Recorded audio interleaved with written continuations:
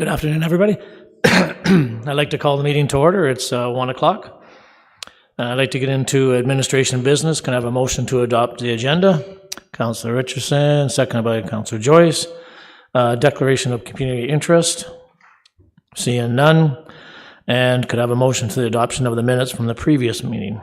Councillor Joyce, seconded by Councillor Richardson. No deputations, and we'll jump right into our presentations right now. And we have Kawartha Conservation Budget presentation today. Mark Myonki. Husky. Yeah, that's right, yeah. Thanks, Mark. Go ahead.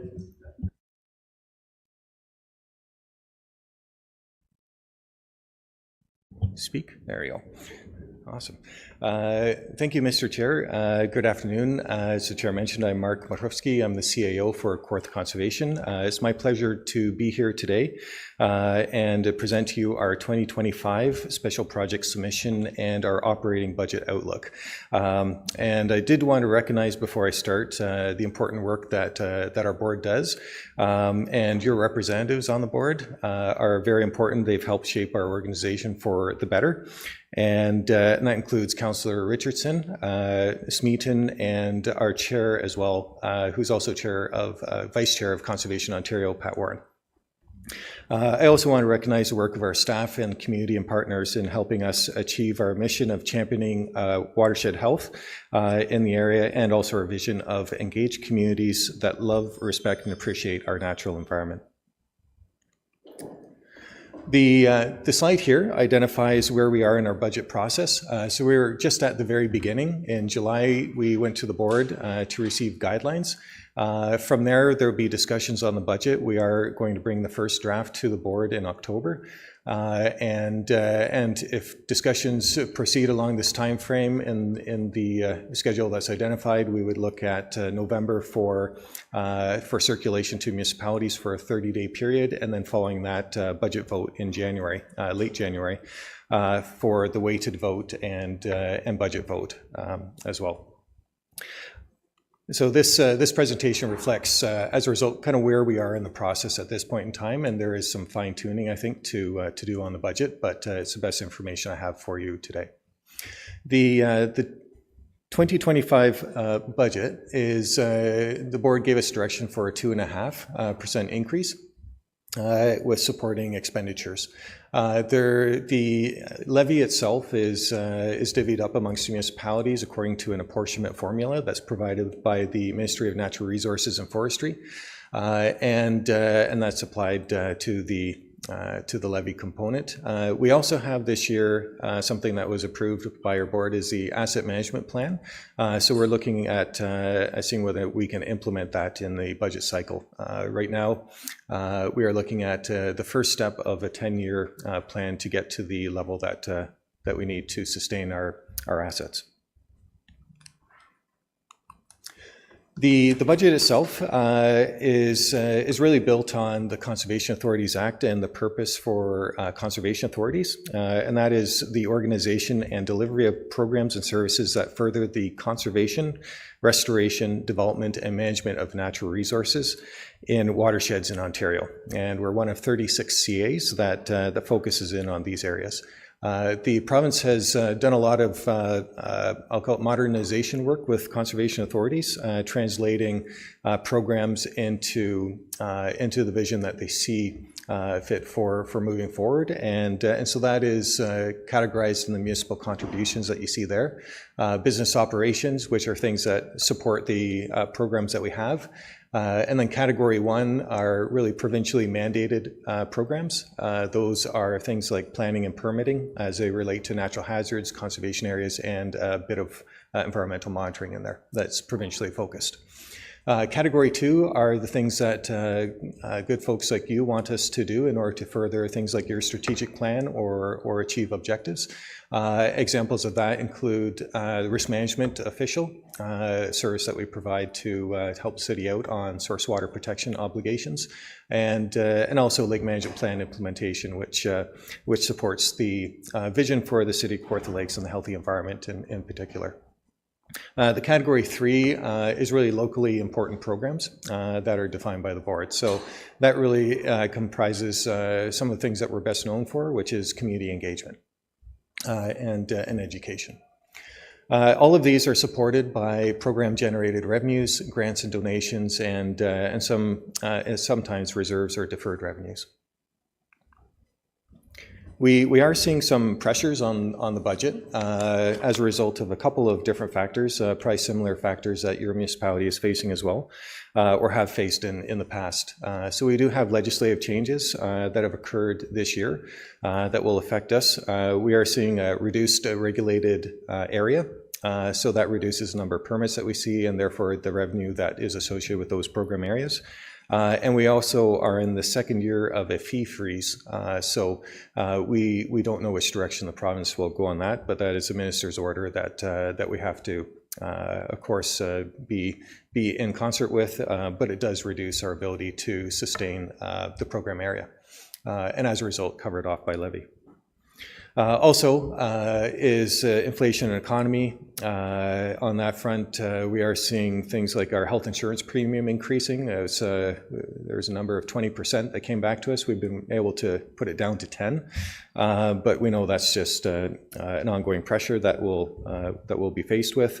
Grant availability, of course, pay equity and compensation was a new thing that we did this year. It's our labor, our budget itself is 85% of our budget. That's people. And our staff, I believe, do some really great work. So the board supported a pay equity and compensation, which we're implementing, and that certainly has a budget pressure to respect their abilities and the good work that they do. And as I mentioned, the pay equity, the asset management plan as well.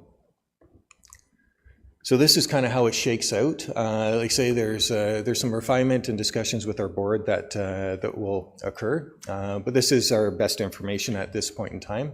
And you can see, I know the city's funding envelope was 3.5%. We're at 4.73 between the different levy amounts, and then the asset management plan, which is new. I know it's a stressor for municipalities when it came in as well to be able to work with the framework, but we're looking at, if you include that, 5.69%. And as I mentioned, that's the first in 10 steps that's identified in the plan. So just to go over some of the projects in a little bit more detail, we are looking at general benefiting projects. Climate change strategy is a new strategy that we've had the board approved in the spring, and so we are looking at implementing 2 specific items in there. And some of them are infrastructure upgrades, the other is a carbon audit, and that will give some direction for our own business in ways that we can be a good example for our community. And then the second is the environmental monitoring strategy. It's in its third of a 10-year cycle, and that is looking at improving our base. So we rely on information, and real-time information is becoming more and more important with the storm events that we're seeing.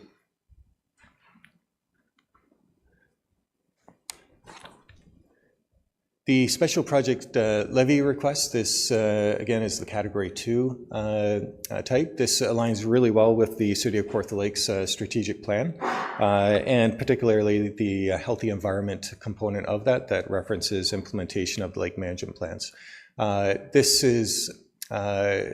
This includes the joint implementation with the Region of Durham, all lumped together. That is part of the implementation budget, and there's a significant grant that actually helps to provide funds for that. Lake Dalrymple is being finished this year, and it's on target for that. And we are proposing a current gap in our monitoring, which is recommended all of the lake management plans, and has also been identified through a new initiative, legislative requirement actually from the province, and that's come up through a guidance group that we have guiding that, is that this gap exists, and that is to look at lake health monitoring for the lakes that have lake management plans. And I'll explain a little bit more about that as we go. So this was the plan that we put forward last year that looked at the lake management plan implementation, and the dollars and cents, when you combine in the joint stewardship, that dollar is very close to what you see, and this gets into some of the details. So we are looking at 357, and then add on the 36,000, almost 37 for the forestry, and you arrive at the other number that you saw there. And that's really trying to make sure that we have a really good system protecting our lakes. It's a big tourism draw, really important for the economy and really important for everyone around the lake. We often hear that assessment values are directly tied to the lake, and that's why people live here. So all the efforts that we're doing in this area are really geared towards addressing the different communities that really influence lake quality. And those include the rural environment, the urban environments, and the waterfront environments. Each of those has a component within that look at sediment and erosion controls, near-shore monitoring, monitoring to figure out where the hotspots are, essentially, for future works, tree planting, and demonstration projects.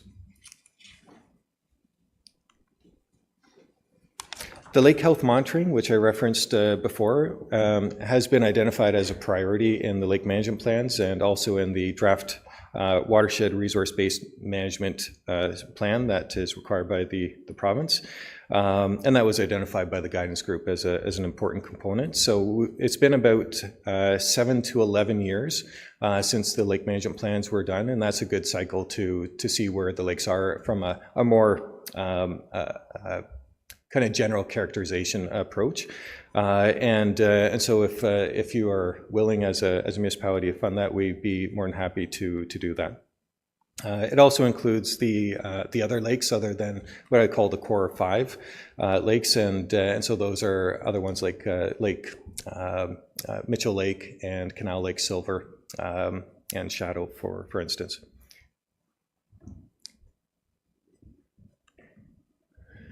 The capital asset management plan. This was new, and for me it was a bit of an eye opener as well. So I'm sure it was when you did asset management plans as well. So we contracted with PSD Citywide to develop the plan. It follows pretty closely the municipal process. We don't have exactly a similar process in the Conservation Authority world, so we use that as our best frame of reference. We have a $4.9 million portfolio of replacement cost. And so the asset management plan looked at rating each of the assets and trying to extend the life of those assets as long as possible before a replacement would be required. They identified that an annual capital investment of $256,000 per year would be required to manage those assets over time. And that's a big amount as well. So looking at a 10-year step to try and implement that to make sure it's that we're able to manage some assets in the meantime, but avoid those really big spikes that end up inevitably happening if you don't manage your assets. Before this, we really didn't have any dedicated or sustainable funding. So that's we weren't really managing our assets very, very well, and so this is really seen as a first step towards doing that. So with that, I'm going to move into some highlights of some of the work that we've done for your information.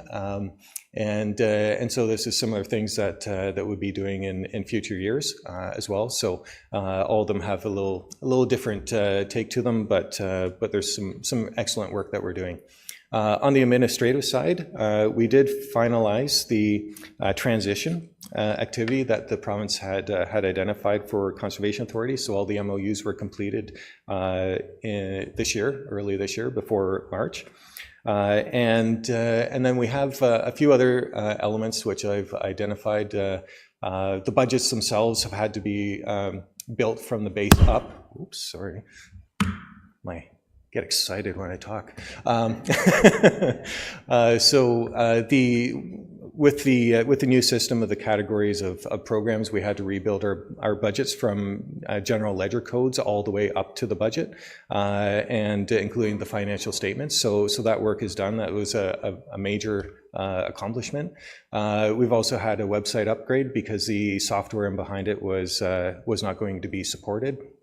I understand that's something municipalities are wrestling with as well. And the pay equity and compensation review was finalized. And we've been doing some great work on information technology to make sure our information and our infrastructure is secure. In terms of community connection, one of my favorite parts, just to highlight that, is the Fall Festival and Christmas at Ken Reed. They're extremely well attended. And the Fall Festival is coming up 2 weekends from now, so it's coming up fast. And we're excited about that. We also have our Nature's Edge golf course, and appreciate some of the funding that the city provided for under the knapsack program. So we'll be hosting a glow-in-the-dark event as well for that. So that should be pretty exciting, and having an inside track to it. I think the staff they're doing a great job, and everyone will be extremely happy with that. Moving on to the next slide, this highlights some of our permitting performance. I don't know if you remember the chart last year, but we were not achieving the targets as consistently as we wanted to. So you can see that in the beginning part of the year, that's when all the legislative changes were happening. So we have the same staff that have to adjust workloads and also do the permits. So that did have an impact, which you can see there. And since we've been able to implement those, we're running at about 95 to 100% on our obligations that the board has identified for responding to permits coming in the door, and then also once they're complete to issue them. So we're doing a really good job on that front. And in terms of provincial guidelines, there's only one application that actually has exceeded that in the past 3 months. So we're doing an excellent job on that front. We've also updated our regulation mapping to respond to those legislative changes, as well as new technical information that helps better the regulation layer, so that we're more consistent, more accurate with that regulation and the scoping of it. And currently we're updating our plan review and regulation policies to match the legislative content. We're doing some great work on the science side as well. We're doing some dashboards that really make our information accessible. So there's an example of one there that looks at precipitation. We have a Lake Dalrymple that's up and running as well, and we have about 3 or 4 others that are going to be either add-ons to the one that you see there on precipitation, to include like water quality, for instance, and temperature loggers. And Lake Dalrymple has a very in-depth data portal where everyone can access that information. And we're looking to migrate that for all of our data in the technical side. I'll highlight on this slide the weather station that you see there. It's at Ken Reed. This is part of the environmental monitoring strategy. So this is a new equipment that we have. It's very accurate. It's real time, and we're extremely excited to have that here. And that really means that we're able to better respond to flood events and have an accurate identification of where things are. How much rainfall is coming down at a moment's notice. So that's really important for flood forecasting and issuing flood alerts and things like that. We also have the climate change strategy, which you see there. There was a total of 48 actions.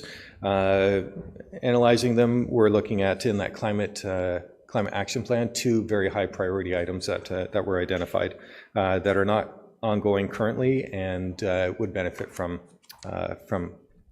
carrying out.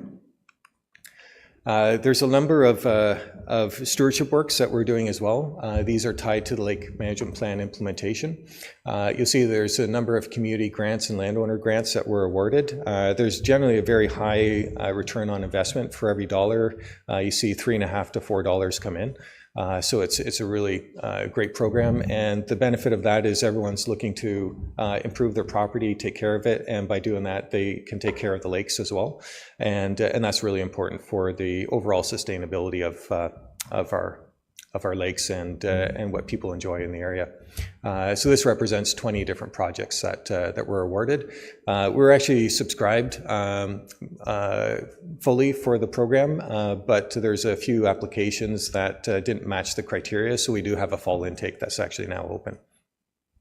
And we've planted a number of trees. Overall, it's over 60,000 trees in the ground through the various programs that we have. So some really great work that's going on there. And that is funded in large part as well through Forests Ontario. So there's good return on investment there.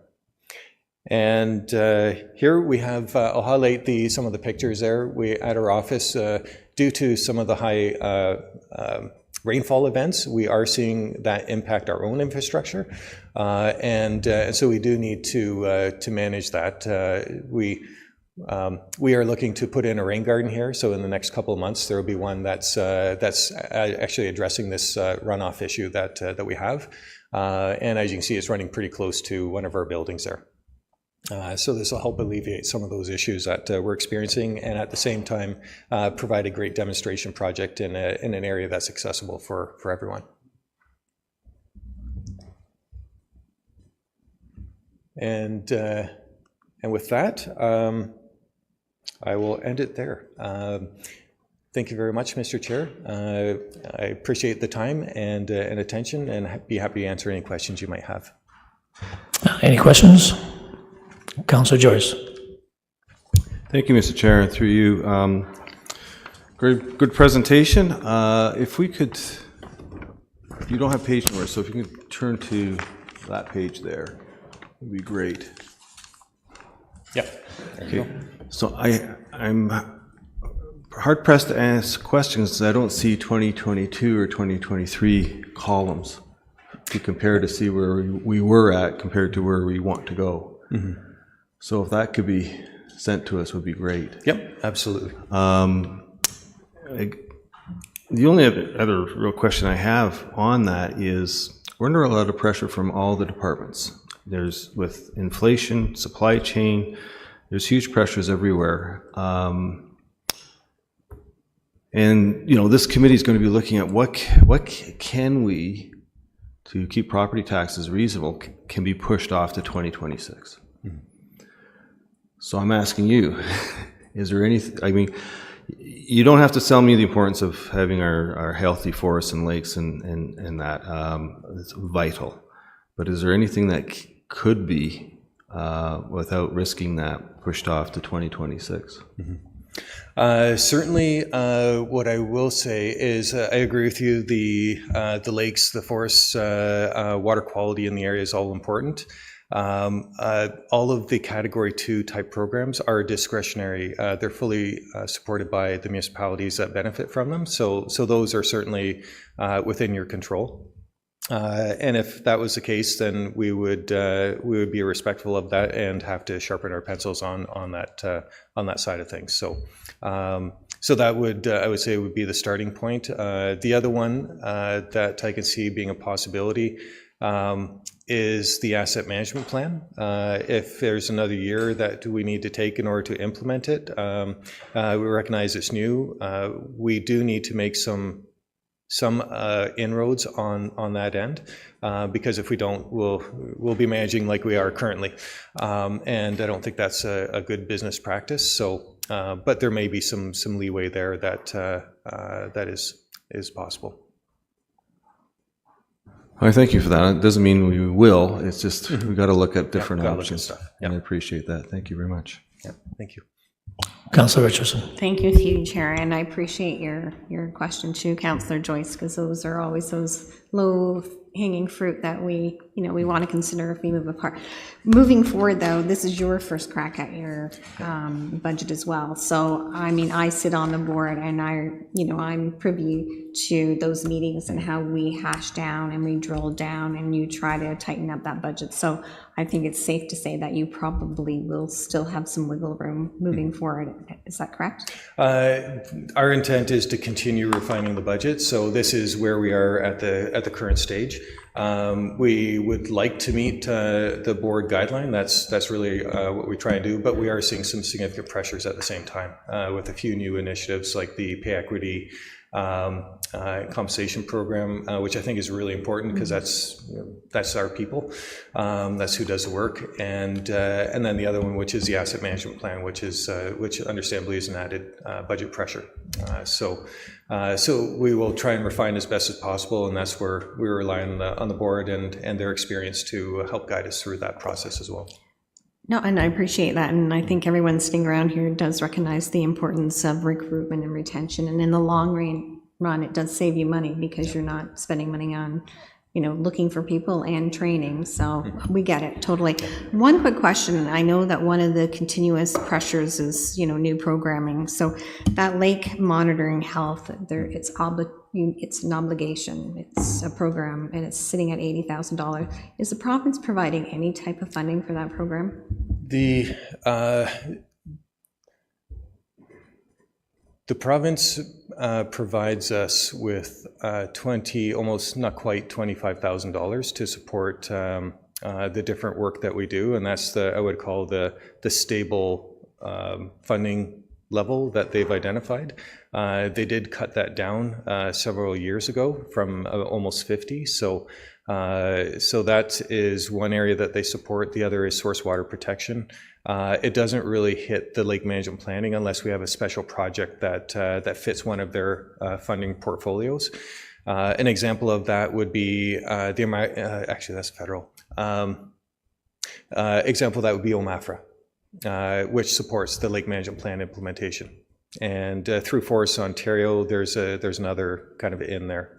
So there are a few opportunities, but they really have to dovetail with what the province is looking at, and then any projects that align well with what we're doing. And we try and take advantage of that anytime we can. No, thank you very much, and we also want to recognize how hard yourself and your team does work. Just looking at some of the programs that you have offered and how much they've grown just in the last couple of years just shows the dedication that the community is starting to have too, and recognizing the importance when it comes to those programs. So we recognize what your challenges are, and we have the same challenges. Thanks today for coming, and you did a great job. Thanks, Mark. Yeah, thank you. And if I could say something, Mr. Chair, in response to that, I think we're very fortunate to have an engaged community. I've had some, you hear conversations in our circle of conservation authorities, and I know that in our watershed resource-based management strategy that we're looking at, we've had tremendous response from the community and from our guidance group. And I know that we've had more responses with the work that we're doing here than some of the big urban municipalities or big urban CAs have had. So between that, lake management plan implementation, we see great community support that way as well. And yeah, we have a great community here in the city. Yeah, thanks, Mark. I guess thank you very much for your presentation today. You made two good points there, that all this is important to our visitors and our tourism, and also property values that you mentioned. And so thank you very much for all the hard work you do, and we'll do our best. Awesome. Great. Thanks. Thank you very much. Could I have a motion to receive the Kawartha Conservation budget? Councillor Richardson, second by Councillor Joyce. Thank you. And we'll take 5 minutes and we'll get ready for the next presentation. Thanks.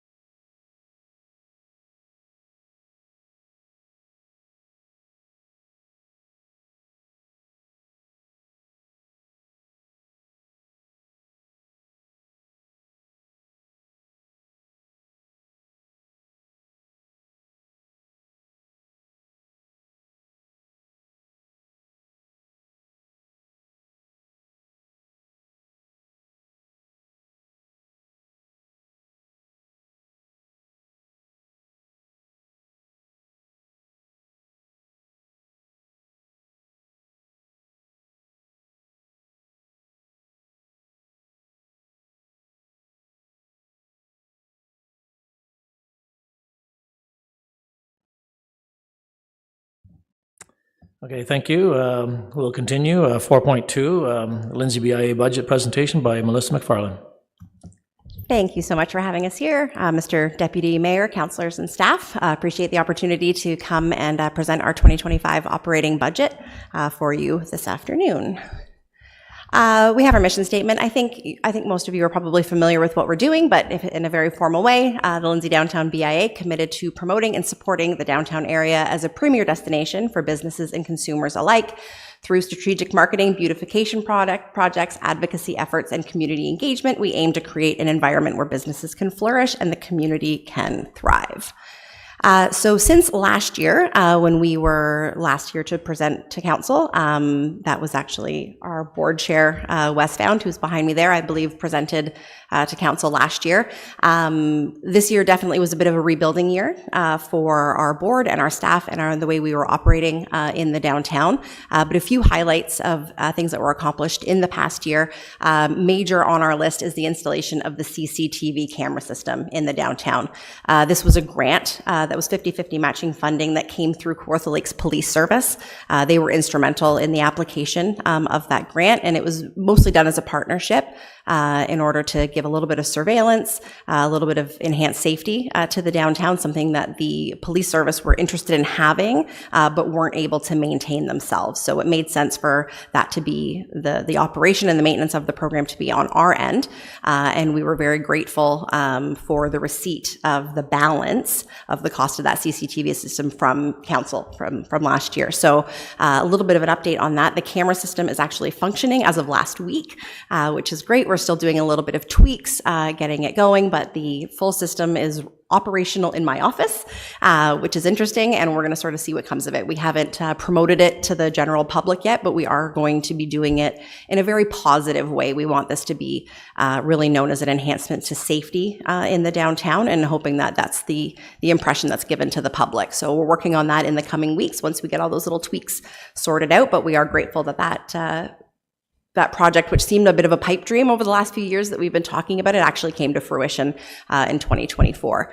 Classics on Kent was another big win for us in the last year. We, and I'm saying we as myself as the BIA and Councillor McDonald, took over the operations of that show in 2015. We had 3 years off due to COVID, 2 for COVID and 1 because we had such major construction in 2021 and 22. So in 2023, that show was brought back and carried forth into this year.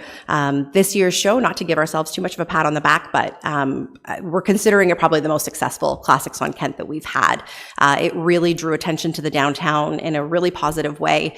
Extremely positive feedback from the public, from vendors, from the car attendees, which tend to be the hardest to please.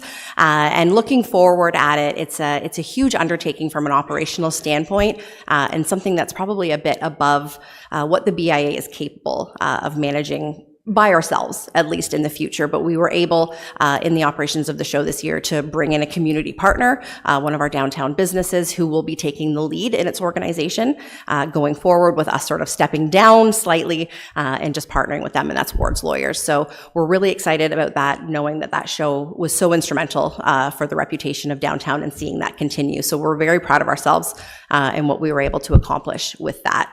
And then expanded staffing. Myself as executive director, I was on maternity leave last year, so I returned in January, and then we prioritized the hiring of a full-time marketing coordinator for this year, which has shown us incredible value in all of our marketing initiatives, and I think that's really allowed us to move forward in a positive way. So looking ahead, 2 things that we are prioritizing as projects coming up in 2025, strategic planning. That was actually on our budget for last year in order to hire professionally outside the organization somebody to facilitate a strategic planning process for us. Looking forward, we shelved that actually in favor of hiring the full-time marketing coordinator, which seemed like a better value for the time. So we've pushed that ahead, knowing that 2025 will be the first first year without construction, without COVID mandates, and all of the things that have really affected our day-to-day operations downtown for the past several years. 2025 is the first year without either of those things. So strategic planning seems like a logical thing to undertake for us in 2025, as well as a boundary expansion. If anybody has ever looked at a map of where our geographic boundary is for the BIA, there's a lot about it that doesn't necessarily make a lot of sense. And we've talked about the idea of doing this for years, and it was a matter of coming to the municipality and letting them know that we were wanting to undertake a formal process. So we're just going to start with some impact data, figuring out what services would need to be provided, and if that's feasible against the projected revenue that it would bring in, expanding the boundary and the levy. So those are things that we're going to be undertaking in the first part of 2025. So looking at our operating budget, and I'll go through sort of where these numbers come from very briefly. We did change this year our operating year via a fiscal year. So we do run our finances through the city's treasury department month to month, and we still do that on a fiscal year basis. But we've shifted our operating year because the bulk of our revenue comes from the levy received from the treasury department, which doesn't usually appear for us until about February. So we shifted sort of our financial records just so that we move from February to January of each year. So revenue and income, the levy request, of course, is the bulk. So that is the levy that is imposed on the property owners of our geographic boundary, so the properties that fall into the downtown boundary. So what we're asking for from those property owners through the city's treasury department and corporate services is a 3.17% increase above our 2024 budget. So it's always difficult to break that down as exactly what that means and what impact that has on the property owners in the downtown. We always look at as per $100,000 of assessed value of the property. So this year they were paying $452 per $100,000 of assessed value. It would be an increase to $471. A bulk of our revenue each year also comes from our HST return. Each of those portions of that goes back to the committee that spent them. So if it was beautification expense, beautification receives that portion of the HST back into their own budget. That's always an approximate figure based just on the expenditures of the year that we're currently in. We are also applying, as we do every year, to the Community Services Department for the Community Partnership and Development Fund. This is the 50-50 funding towards beautification projects. So we manage the vast majority of beautification in the downtown, and we always match the amount that's requested from the grant, and we are not requesting any additional funding from that department for this year. And the parking control subsidy, this is what we request from the bylaw enforcement department on an annual basis. This is the funding that they give us towards our parking control staff. So we have been managing the staffing of parking control in the downtown since 2018. We continue to do that in a very successful way. It seems to be a benefit to both the BIA and our downtown, as well as bylaw enforcement. So we have a close working relationship with Aaron Sloan in that department, and we request that amount as our payroll costs towards providing that staffing on an annual basis. And then we're looking at associate membership fees. This is just a target to the businesses that we've identified, oftentimes in the area that we're looking at for boundary expansion, and it's sort of giving them an opportunity to join the BIA on a limited basis to receive some of the services, usually more in the marketing and events category, on an annual basis when they don't fall into the geographical boundary. So as we undertake that boundary expansion process, we predict that there is going to be an increase in the interest in our associate membership program, and that's the target that we have identified as, bringing in towards our income for the year. Quick breakdown. I haven't gone into too much detail, but I believe the Treasury Department has more. But our administration budget, we have broken down the portion that is received of the levy, the portion that is the HST rebate, and that associate membership target is the funding towards administration. That goes for everything for our occupancy costs, the costs of operating the office, services and subscriptions for our IT and memberships, professional development for staff, And we've marketed just $2,000 towards the cost of maintaining the CCTV system on an annual basis. We won't know if that's reasonable until it gets going, but it seemed like a good place to start for the first year. And then payroll costs, I believe as executive director, I'm the one who falls under the administration budget for payroll. Our beautification budget, portion of the levy, the HST rebate, and if received, the $65,000 from the CPDF grant, which you'll see that brings in as 130, and we make sure that we are also providing the portion of the $65,000 as our matching. So that's what we're contributing from the levy and the HST rebate to match that $65,000 if received. You'll see that a bulk of that goes towards flowers, trees, and plants. So that's everything that we install in the downtown. That's the street front planters, hanging baskets, replacement trees, the garden beds. Since reconstruction, 9 of the large bump out flower beds were installed in the downtown, which take an enormous amount of product and maintenance. So all of those things are a cost, and the cost sort of goes up every year. So we're at the mercy of the suppliers on those things. We also have additional costs, of course, for maintenance. Contract fees, a bulk of that is just general maintenance for the downtown, but all of those products that we bring in have to be watered, and that's a huge, huge amount of the costs of the contract fees is for watering. Payroll for additional maintenance staff that we have hired, and then $10,000 for projects. That can include anything from Christmas decorations, additional signage for the downtown, and things like that, that the beautification committee will determine our priorities for the year. Our marketing budget, again, the revenue is just the levy portion and their portion of the HST rebate. We've just broken it down in the 2 categories of events and promotions, and then advertising, and then payroll for our full-time marketing staff. Events and promotions and advertising, we have a really great marketing committee who is really great at looking ahead and very strategically on how we want to market the downtown.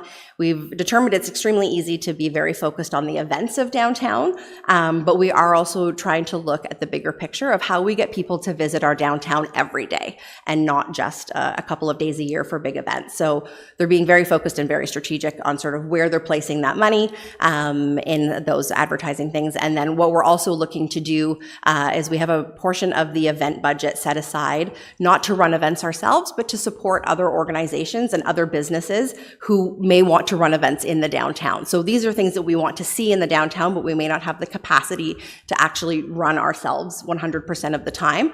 So we're always looking for ways to support the outside organizations and the businesses within the downtown to run their own events and how we can support them in that. So a portion of the budget is being directed that way this year as well.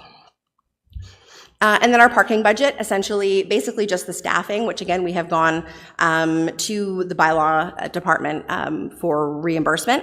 Something to note under our parking budget, we have set aside $2,000. That's for things just like uniforms and other costs. That is not something that we have asked bylaw for reimbursement for, only for staffing costs. And it's noted that it is above the cost of what it was last year. And the reason we have done that is for the possibility of succession planning. So we know that we have a community liaison who's been in the position since we started doing the parking in 2018.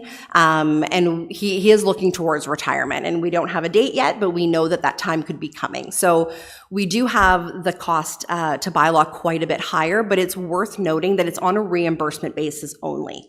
So if we don't spend it, they don't reimburse us for it. So I submit the reports to Aaron Sloan on a quarterly basis, and he reimburses me for the payroll costs only. So that money is there, but if we don't spend it, then they don't spend it. So that is something that I was able to, I put in a report as a request to Aaron. So it's very likely that you will see that within Mr. Sloan's budget when you see the bylaw budget, that we have asked for that. So the summary of requests that we are coming here today for, just in to review those.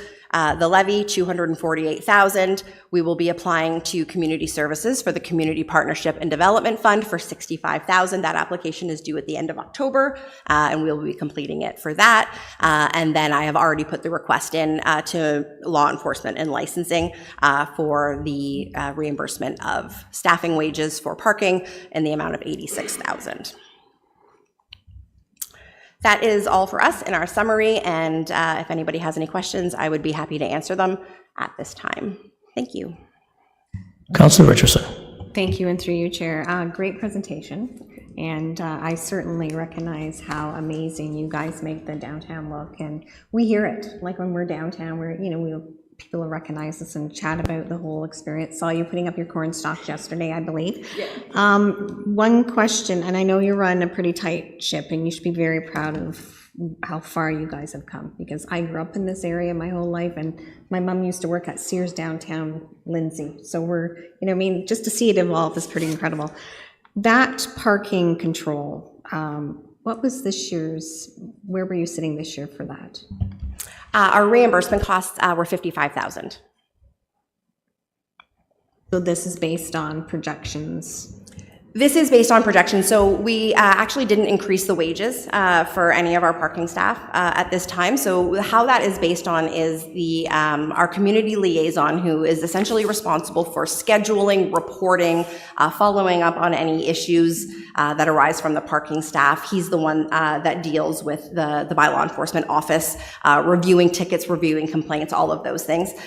So that is considered a part-time role. So I believe we budgeted 15 to 20 hours per week at that hourly wage. That our actual parking control is one full-time position, working 9:30 to 4:30, 5 days a week, so 35 hours per week. We tend to employ a series of part-time staff, but it makes up one full-time position. What we did in the budget was the part-time community liaison who oversees the program, the one full-time position for actual parking control, and then we put in 100 extra hours at the wage of the community liaison in the event of a succession planning where somebody would need training over a 2 to 3 month period. And like you said, if you don't use it, if we don't use it, then it just doesn't get submitted and it doesn't get reimbursed. Which is great. What was, parking's always a challenge, so what was the biggest challenge this year without construction? Without construction, I mean, what we're always looking for with parking is movement, right? So the more that we employ the same staff over time, they know who the vehicles are. They know who they belong to. They know if it's somebody who owns a business. They know if it's somebody who lives in an apartment upstairs. Because when the BIA had come to council in 2017 saying we would like to be the ones who control parking, we had said at that time we would never care if a single visitor to downtown ever got a parking ticket. That's not who we were ever trying to target. Somebody has come to the downtown and they spent 2 hours and 20 minutes over, 20 minutes over the limit because they were shopping and eating in the downtown. That's never who we want tickets to go to.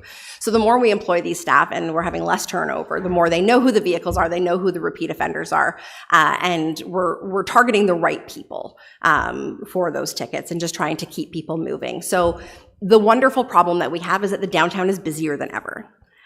It's a wonderful problem to have. It means it's busy. It just means that there's more to do, and it's keeping our parking staff extremely busy. There's always ongoing issues with the equipment that we have. There's always a bit of a learning curve. There's always updates that are needed.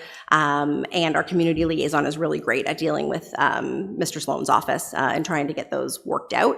But overall, we feel really good about our parking program, and we think that there's no reason that it shouldn't continue the way it's been. Great, thank you. And just one more question. The Community Partnership and Development Fund, you came to us last year based on those new sizes of flower gardens that you're maintaining and just more of. So, and that's the same amount as you used last year, the 65,000. So that 65,000 worked well this last year? It seems to have, yes. We may be looking in the future for more. We're still working on those flower beds. What was installed during construction has been different. There's 9 of them, and they were installed with plant material during the construction. If you'll remember, during downtown construction, over 4 years of construction, it was 3 different contractors. So 3 different contractors put in different sets of plants, and we're still figuring out what's coming up as far as perennials in them every year and trying to work on them. So there may be a time that comes where they needed to be gutted and start over, in which case there would probably need to be an increased budget in that year. But for now, we seem to be okay. Great, thank you, because we don't want increases this year. We have enough challenges. No, we were doing our very best to make sure we could get along with what we got. Thank you, and that's all I have. Thank you. Councillor Joyce. Thank you, Chair, and through you. You've asked for no increase, so I have no questions. How does that sound? Make That it sounds easy. wonderful. Thank you. But I do have some comments. First of all, my grandmother worked at Harrigan's Drugstore, which is now Kathy Allen's. Just want to point that out. as a pharmacist. You're right on the boundaries. I'm one of those that doesn't quite understand it. I think the expansion's a good idea, and I get it, but it's difficult to put on events. I'm actually an event producer. That's what I have done for my living, so there is more than meets the eye. But I would encourage you to create more festivals. I think it's phenomenal, and to close down the street from traffic to bring those people in. Obviously, boost businesses in the downtown area. And I know Councillors McDonald and Smeaton will be way closer to this than I am, because I represent Ward 4, which I like to again point out is the gateway to Kawartha Lakes from everybody coming from Toronto, and they will stop at our businesses on the way to and from the Lindsay area going through Ward 4. So I see the clear benefits for the region as a whole. So good work, and love to see more downtown festivals if you can manage that. Thank you. My turn. Anyway, welcome back, Melissa. Thank you. Glad to see you back. Great accomplishments there. I think the CCTV cameras that you all worked on was a great idea. I have to also agree with the Classicus on Kent was just absolutely an exceptional year, especially being down for so many years and so on, and be able to come back and have such a great day. It was a job well done. Let's talk about parking just for a second. Is that we're the only municipality, by the way, that has their own parking control, and many other municipalities would love to have it, but we succeeded that back a few years ago when we took the meters out and we took control of the parking and so on. So it's worked out really well for our community to take over that. The challenges which you missed on the parking is that the lack of parking, and sometimes people say, well, that's good. Well, it's not good, because as we know that council will be reviewing in the first quarter the parking study, that we need more parking. And there's just no doubt with the growth that's going to happen in our city that we're going to need a lot more parking. Our municipalities are very important. Our downtowns are very important to our municipalities. So there are still going to be some more challenges coming ahead, and we're looking forward to it. And again, thank you very much for coming today and keeping the budget where we wish everybody else would. Thank you. Okay, thank you, Mr. Chair. Thank you, staff, councillors.